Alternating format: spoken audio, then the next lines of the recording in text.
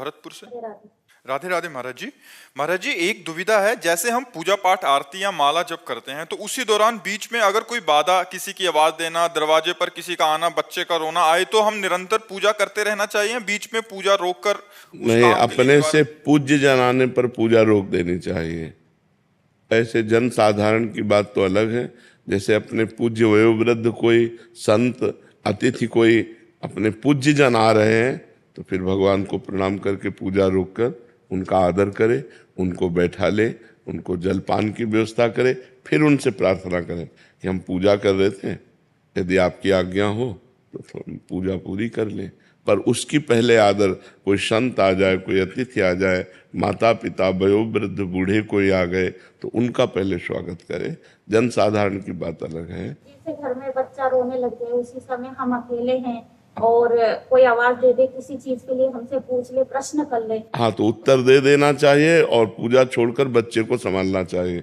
बच्चे में भगवान है, वो असंतुष्ट हो रहे हैं, यहाँ तो मूर्ति में भगवान है, वो तो चैतन्य भगवान है। तो चैतन्य भगवान को पहले दूध पिलाए, दुलार करे और फिर अपने भगवान की आकर पूजा करे।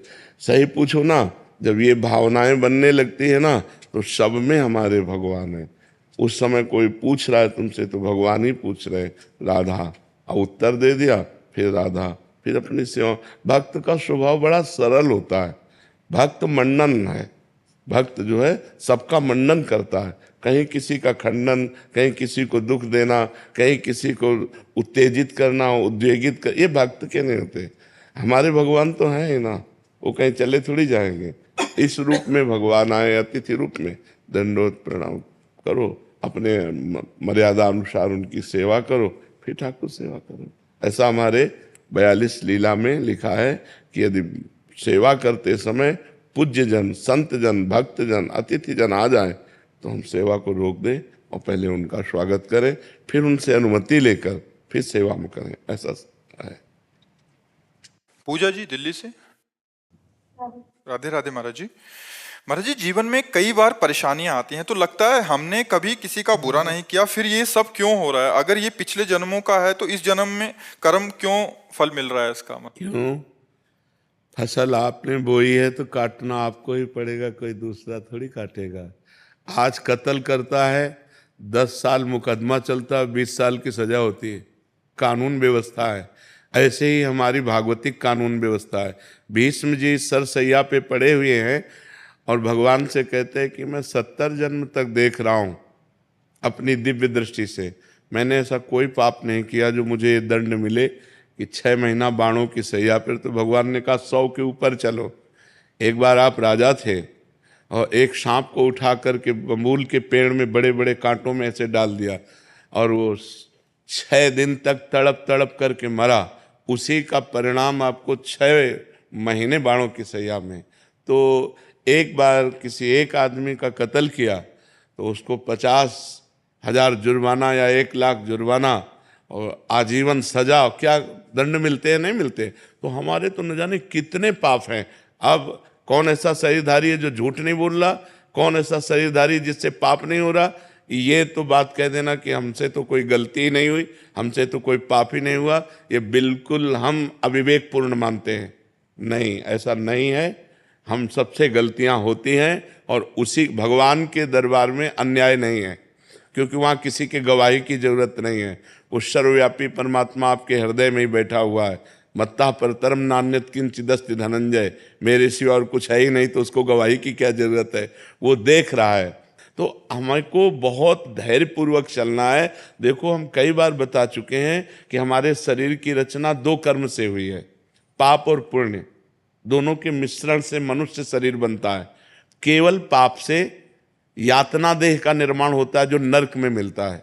केवल पुण्य से देव देह का निर्माण होता है जो स्वर्ग लोक, महारलोक, जनोलोक, तपलोक, सत्यलोक आदि में। लेकिन मनुष्य लोक में दोनों मिश्रित होते हैं, पाप और पुण्य। तो जिस अवस्था में जो हमें दुख मिलना है वो कर्म हमारे ऊपर लागू हो जाएगा। अगर पुण्य कर्म लागू है तो हमें सुखद अनुकूलता, प्रशंसा मिलेगी। अगर पाप कर्म लागू है तो दुख, प्रतिकूलता, निंदा मिलेगी। वो हमारी वैसी बुद्धि हो जाएगी, जैसी हो भवतव्यता तैसी बने सहाय, आप ना आवे ताहि पे ताहि तहाँ ले जाए। अचानक आपसे ऐसी क्रिया बन जाएगी कि आपकी निंदा होगी, आपकी अवहेलना होगी। अचानक आपसे ऐसी क्रिया बन गई, दांव लग गया कि आपकी प्रशंसा होगी, आपकी जय जय हो जाएगी। वो पूर्व कर्मों का विधान चल रहा है। तो फिर मनुष्य जन्म में महानता क्या है? अब नवीन हमसे पाप न होने पावे, अब नवीन कर्म हम ऐसे ऐसे समझ समझ के करें कि हमारी आगे की जो जन्म हो या आगे जो हमें मिले वो बहुत अच्छा ही हो, पाप कर्म नहीं होने चाहिए। अब हमसे गलती नहीं होनी चाहिए। अब लो नसानी अब ना नसई हो। तो ये पक्की बात समझ लीजिए कि अपने कर्म को ही भोगना पड़ रहा है। इसमें बिल्कुल संशय न कीजिए कि मैंने तो पाप नहीं किया। किसने प्रश्न किया था? ईमानदारी से देखो सखी, वृंदावन में बैठी हो, ईमानदारी से जब से तुम्हें याद है तब से अब तक देखो, केवल इसी जन्म में क्या आपसे पाप नहीं हुई? क्या आपसे गलती नहीं हुई?